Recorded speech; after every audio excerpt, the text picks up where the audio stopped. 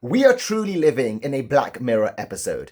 So, the US Energy Department, the EERE, which stands for Energy Efficiency and Renewable Energy, have been given three more words to add to the prohibited list.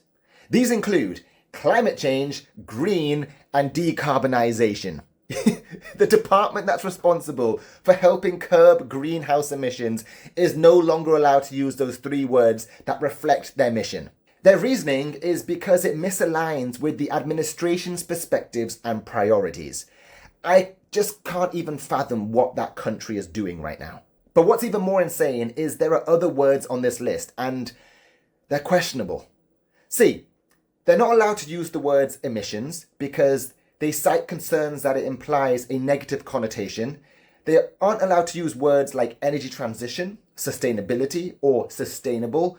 They can't use the words clean or dirty energy, and they're not allowed to use the words carbon or CO2 footprint or tax breaks, tax credits, or subsidies. This applies to internal and public engagement, both in the form of documents, federal funding requests, information, reports, briefings, you name it. They're no longer allowed to talk about it because their entire department, well, I don't know what the point is of their department now, to be honest. In front of the entire UN, Trump announced climate change was a hoax. It's climate change. It's the greatest con job ever perpetrated on the world, in my opinion. If you don't get away from this green scam, your country is going to fail.